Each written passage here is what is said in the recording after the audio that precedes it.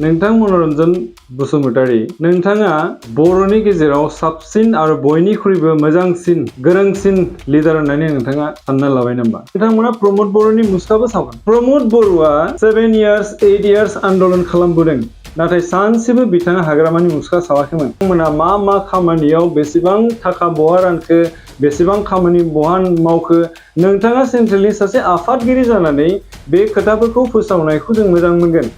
आरो नोंथाङा बे खोथाखौसो फोसावनांगौ। सोरबा गाम्बारु मोसाहारिनि बेगाव थानानै, सोरबा गाम्बारु मोसाहारिनि खिथुआव थानानै जानला मोनला खोथा बुंबाय थानाया नोंथांनि खुगायाव सभा नङा। नोंथाङा सासे इउबिपिनि सेन्ट्रेलनि मैखोम दैदेनगिरि। मानो गिदों नोंथांमोनालाय जोंखौलाय? जोंखौ गिनांगौ खोथा गैया। नोंथांमोनाव थाखा दङ, पावार दङ, स्किम होनानै गाबोन दैदेनगिरिफोरखौ नोंथांमोना लाना फैफिननानै पावार दङ। आंहा बुंदों जोङो इउनाइटेड बड' पिपल फेडारेशना सोरखारनि एगेन्स्ट होननानै। नोंथाङा बहा लिरनाय नुखो? जों माला आसाम सोरखारनि बेरेखायै बाथ्रा बुंदों? गिबियावनो बर' रायजो राजाफोर आरो रादाबगिरि नोंथांमोननिसिम आं इउनाइटेड बड' पिपल फेडारेशननि जानानै खुलुमनाय जासिहरनाय जाबाय। दाखालि 30 अक्ट'बर 2023 आव इउबिपिनि आफादगिरि, सेन्ट्रेल आफादगिरि मनरन्जन बिथाङा इउबिपिएफनि सोमोन्दै माखासे बेसलेस खोथा बुंनायखौ जों नुनो मोनदों। बेयाव बिथाङा बुंदों जोंनि जा इउनाइटेड बड' पिपल फेडारेशन बे आफादा रन्जिया होननानै बुंदों, इमसनाव जोनोम जानाय होननानै बुंदों, आरो सोरनिबा सेफगार्डनि थाखाय बे आफादखौ दादों होननानै बुंदों, आरो बियो थांनानै क्लाब बायदिसो जाहैगोन होननानै बिथाङा बुंनो सानदों। आं बिथांखौ मोनसे खोथा बुंनो सानदों, नोंथां मनरन्जन बसुमतारी, नोंथाङा बर'नि गेजेराव साबसिन आरो बयनिख्रुइबो मोजांसिन गोरोंसिन लिडार होननानै नोंथाङा सानना लाबाय नामा? जों इउनाइटेड बड' पिपल फेडारेशननि इयुनखौ नोंथाङा दिनैनो नायगिरनो हानाय नोंथाङा सासे इयुन बुंथिग्रा फरचुन टेलार जाबाय नामा? बेयाव जों नोंथांखौ थोंजों सोंदों, नोंथाङा गावखौ मा सानो? नोंथाङा जोंखौ मा बिथोन होनो सानदों? बे आफादा इउनाइटेड बड' पिपल फेडारेशन आफादा बे रावनिबो इमोसनाव बियो जोनोम जानाय आफाद नङा, रावनिबो सेफगार्डनि थाखाय बे जोनोम जानाय आफाद नङा। बेयो बर' जातिनि सेफगार्डनि थाखाय जोनोम जानाय आफाद। नंगौ, नोंथाङा थिगखौनो बुंदों, सोरनिबा सेफगार्डनि थाखाय जोनोम जानाय। बेयो इन्टायार बर'फोरनि सेफगार्डनि थाखाय जोनोम जानाय बे मोनसे आफाद। नोंथाङा बे मोनसे खोथाखौ सैथो बुंदों, जों गोजोननाय मोनदों। बे आफादा इन्टायार बर' जातिनि सेफगार्डनि थाखाय जोनोम जानाय बे मोनसे आफाद। बे आफादा गाम्बारु मोसाहारिया गैयाब्लाबो, डक्टर बाबु बर'आ गैयाब्लाबो बे आफादा थांनानै थाबाय थागोन आरो अराय सम थांनानै थागोन, आरो जों थांनानै फोथांनानै लाखिनांगौ, बेखौ रायजोफोरनि आखायाव जोङो दोनहरदों। दा खोथाया जाहैबाय, बिथाङा जोंनि आफादखौ तासिल्य गाज्रि बुंनो सानदों, तासिल्य खालामनानै नेग्लेक्टेड रावै बुंदों जे मोनसे समाव बियो क्लाब बायदि जानानै थागोन होननानै। बे आफादा आंनि सोरनिबा दैदेननायाव, सोरबा गाम्बारुनि दैदेननायाव खालिल' बे जोनोम जायाखै। बे आफादा इन्टायार बर' रायजो राजाफ्रा गाव गोसो जानानै बयबो ज' जानानै बे दाफुंनाय बे मोनसे गोग्गोम आफाद, आरो बे आफादा अराय सम थांनानै थागोन। बे आफादा गोलाव सम थांनानै थागोन। बेयाव सोरबा मनरन्जन बसुमतारीया बुंबानो बे रन्जिया जाया। सोरबा मनरन्जन बसुमतारीया सानबानो बे रन्जिया जाया। नोंथाङा गावखौनो बर'नि बयनिख्रुइ साबसिन लिडार होननानै सानबाय नामा? नोंथांनि अनगायै इयुनाव बर' जातियाव सासेबो मोजां दैदेनगिरि ओंखारलिया सानबाय नामा? बेखायनो दिनै नोंथाङा बुंनो सानो जे इउनाइटेड बड' पिपल अर्गेनाइजेशननि अनगायै रावबो बर' माहारि बेयाव गैया, थानो नाङा होननानै नोंथाङा बुंनो सानो? नोंथाङा सानफ्रोमबो खनले खनले बुंबाय थायो जे बर' साहित्य सभा, आबसु, आबोफ जों बयबो ज' दङ। ज' दङ होननानै नोंथाङा बुंबाय थायो, जों बेयाव जोंहा जेबो बुंनांगौ गैया। सोरजों दङ सोरजों गैया बे रायजो राजाफ्रा इयुनाव बे खोथाखौ जोङो पिक्साराव जों नुगोन। नाथाय आं बेखौबो बुंनो सानो, नोंथांमोना बर' जातिखौनो बायना दोनबाय नामा? जे नोंथांमोननि अनगायै आरो दस्रा मानसिफ्रा आफाद दानो हालाय। इउबिपिअआ बर' जातिखौ बायनानै दोनजोब्बाय नामा? आबसुखौ बायना दोनबाय नामा? आबोफखौ बायनानै दोनबाय नामा? साहित्य सभाखौ बायनानै दोनबाय नामा? बार बार खनले खनले मोनसेल' खोथाखौनो बुंबाय थायो। आबोफ, आबसु, साहित्य सभा जों बयबो ज' ज' थालायनानै खामानि मावदों। येस, मावदोंमोन, मोनसे समाव मावदों, मावबाय था। जोंबो मावगोन। जोंबो माहारियारि आफाद खामानि मावनो थाखाय जों जोनोम जानाय। जोंहाबो मोन्थाय दङ। संबिधानाव लिरनाय गैया जे मोनसेनि उनाव दस्रा मोनसे आफाद दानो हाया होननानै। जों संबिधाननि खोथा बायदियैसो जोङो आफाद दादों। जोंबो बर' जातिखौ सिबिनो ओंखारदों। जोंहा बेयाव जेबो बुंनांगौ गैया। नोंथांमोननि सायावबो जोंहा जेबो बुंनांगौ गैया। नोंथां मनरन्जन बसुमतारिया बुंदों जे सोरखौ लानानै रायज्लायनो। जोङो सोरनिबा बिथोनाव, नोंथांनि बिथोनाव जोङो सोरजों रायज्लायनांगौ, सोरजों मा खालामनांगौ, नोंथाङा जोंखौ बिथोन होनो गोनांखौनो दरकार गैया। जोङो गावनि रोंगौथिजों, गावनि मोनथिनायजों जों सोरजों रायज्लायनांगौ, सोरजों बहा थानानै खामानि मावनांगौ, जों गावनि गोसो बायदि खालामगोन।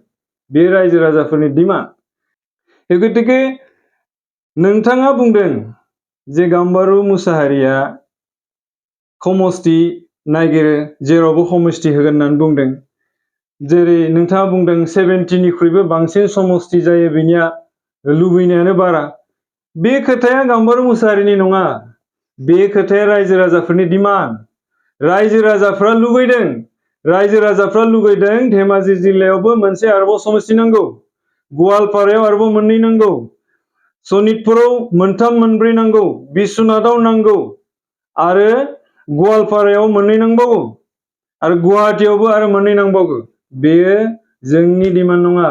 बेयो बर' रायजो राजाफोरनि डिमान्ड। बे रायजो राजाफोरनि डिमान्डखौ लानानै, बिथांमोननि सिमांखौ लानानैसो जों बुंदों आरो जोङो डिमान्ड खालामगोन। बेयो जोंनि मोन्थाय। जों बेखौ आसाम सोरखारनाव जों बिगोन। बेयो जोंनि मोन्थाय, जों मोननांगौ। बेयो जोंनि बर' रायजो राजाफोरनि डिमान्ड आरो बे डिमान्डखौ जों फुलफिल खालामनो थाखाय अरायसम जुजिगोन आरो जुजिबाय थागोन। नोंथांमोना डक्टर गाम्बारु मुसाहारिखौ इलिगेल होननानै दिनै चेयारमेननिफ्राय बोख्लायबाय। नाथाय जोङो इउनाइटेड बड' पिपल फेडारेसन दाजेननायनिफ्राय जोङो बुंबोदोंमोन जे अनिल बसुमतारि बिथाङा बे आयेननि बेरेखायै, बिथाङा एक्टनि बेरेखायै, बिकेडब्लिउएसिनि 2020 एक्टनि बेरेखायै बिथाङा दिनै गुबुन काउन्सिलनि 6 सिडिउल एरियानि मानसि जानानै बिकेडब्लिउएसिनि इएम जाबाय। दिनै गाम्बारु मुसाहारिखौ बोख्लायनानै चेयारमेन जाबाय। बेबोथ' आयेननि बेरेखायै खामानि मावनानै दिनै चेयारमेन जाबाय, इएम जाबाय। बेखौ नोंथांमोना माला बोख्लायगोन? आरो नोंथांमोना बेनि सायाव सावरायदोंना सावरायाखै जे अनिल बसुमतारि बिथाङा जे कार्बि आंलंनि सासे भटार्स, बिथाङा कार्बि आंलंनि भटार्स आरो लोगोसे बिथाङा पलिटिकेलि नन एसटि मानसि। बिथाङा बे बिकेडब्लिउएसि एरियायाव इएम नङा, जिएम नङा, मेम्बारबो जानो मोना बिथाङा। बिथांनि सायाव नोंथांमोना मा एक्सन लाखो? नोंथांमोना बे इलिगेल खामानि मावनायखौ नोंथांमोना मानो नुवाखै? आरो नोंथांमोना बेखौ इलिगेल खालामनायखौ माला बोख्लायगोन? आरो मनरन्जन नोंथांमोना इउबिपिएफखौ गिबाय नामा? जे नोंथांमोननि बाहागोखौ जोंबो सेनानै जासिगोन सानबाय नामा नोंथांमोना? जोङो रावनिबो बाहागो सेनानै जानो फैयाखै। जोङो रायजो राजाफोरनि डिमान्ड लानानै फैदों। रायजो राजाफोरनि खामानि मावनो जों ओंखारबोदों। थालांनाय हाबाफारि, थालांनाय खामानिफोरखौ जों मावफुंनो दिनै ओंखारबोदों। दिनैबो जोंनि बर' जातिया गोबां अलखदाव दङ। जाय अलखदखौ जोङो सानसेयाव बुंनानै फोजोबनो हाया। गोबां अलखद दङ। नोंथांमोना हयथ' बेफोरखौ नायस'नाखैबो जानो हागौ। सराइदेउनि बर'फ्रा मा अलखदाव दङ? डिमरियानि बर'फ्रा मा अलखदाव दङ? डिब्रुगड़नि बर'फ्रा मा अलखदाव दङ? तिनसुकियानि बर'फ्रा मा अलखदाव दङ? बिश्वनाथनि बर'फ्रा मा जानो थांगासिनो दङ? सनितपुरनि बर'फ्रा मा जानो थांगासिनो दङ? धेमाजियाव मा जानो थांगासिनो दङ? गवालपारायाव मा जानो थांगासिनो दङ? रायजो राजाफोरनि गोसोआव मा जानानै दङ? हयथ' नोंथांमोना मोनथियाखै, साननो हायाखै। आरो आं बेखौ बुंनो सानदों, नोंथांमोना UBPF खौ गिनांगौनि जेबो खोथा गैया। नोंथांमोननियाव गभर्नमेन्ट दङ। UBPF नोंथांमोननाव गभर्नमेन्ट दङ। नोंथांमोना गाबोननो सोरबा जुदि लिडारफ्रा जोंजों फैनो नाजायोबा नोंथांमोना स्किम होनानै बिथांखौ लांफिननो हानाय नोंथांमोना गोहो दङ। मानो गिदों नोंथांमोनालाय जोंखौलाय? जोंखौ गिनांगौ खोथा गैया। नोंथांमोननाव थाखा दङ, पावार दङ। स्किम होनानै गाबोन दैदेनगिरिफोरखौ नोंथांमोना लाना फैफिननानै पावार दङ। जोंबादि गभर्नमेन्ट गैयै रायजो राजानि मानसिफोरखौ नोंथांमोना गिनांगौ खोथा गैया। आरो जोंखौ सोंखारिनो गोनां खोथा गैया। जों गावनि मावनांगौखौ जों मावलांबाय थागोन। हारि सिबिनो ओंखारदों, जों हारिनि खामानि मावगोन।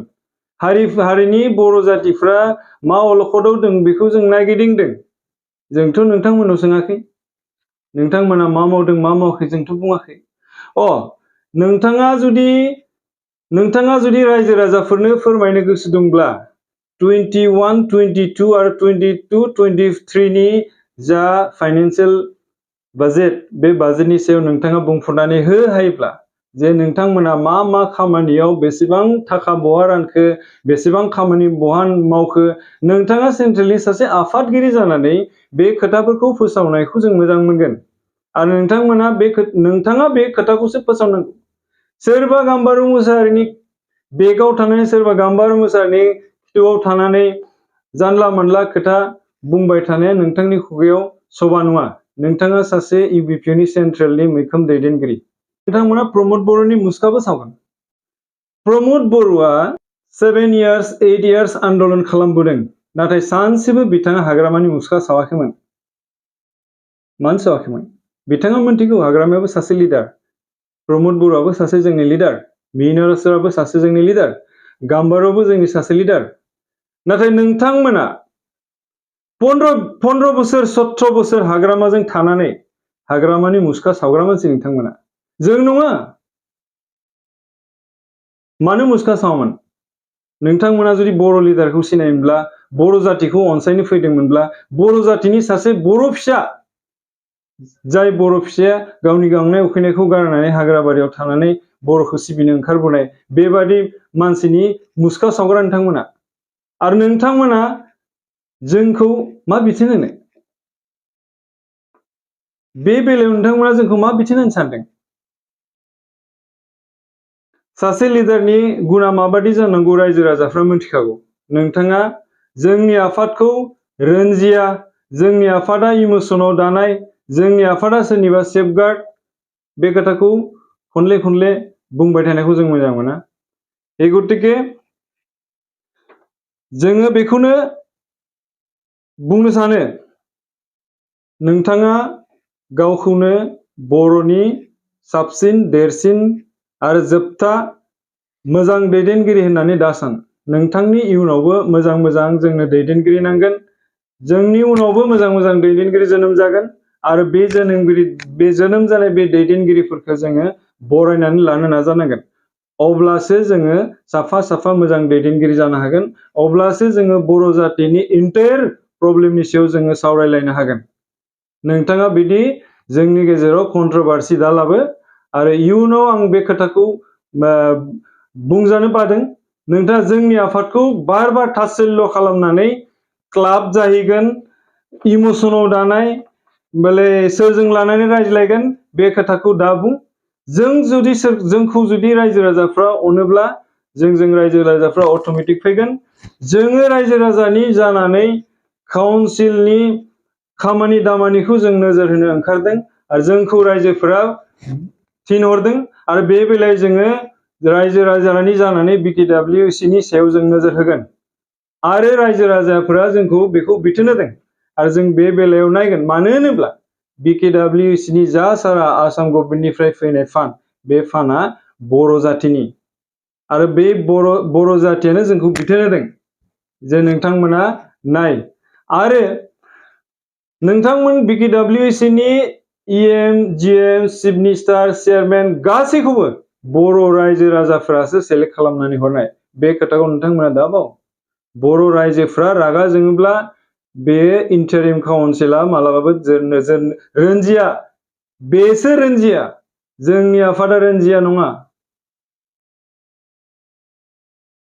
नोंथाङा बुंदों जोङो इउनाइटेड बड' पिपल फेडारेशना सोरखारनि एगेन्स्ट होननानै नोंथाङा बहा लिरनाय नुखो जों माला आसाम सोरखारनि बेरेखायै बाथ्रा बुंदों जोङो दिनैसिमबो आसाम सोरखारनि बेरेखायै फंसे बाथ्रा बुङाखै जों खालि बुंदों BKWC काउन्सिला मा मावदों मा मावाखै बेनि सायाव जों सावरायदों औ नंगौ बे मोनथाय जोंनि मोनथाय जों सावरायनो हायो जों सावरायनो गोनां जोंहा मोनथाय दङ बेखायनो जों सावरायदों आसाम गभर्नमेन्टखौ जों दुसिनो गोनां मा खोथा दङ आसाम गभर्नमेन्टआ अलरेडि नोंथांमोननो होखाबाय नोंथांमोनासो बिना लानो रोङाखै ए गतिके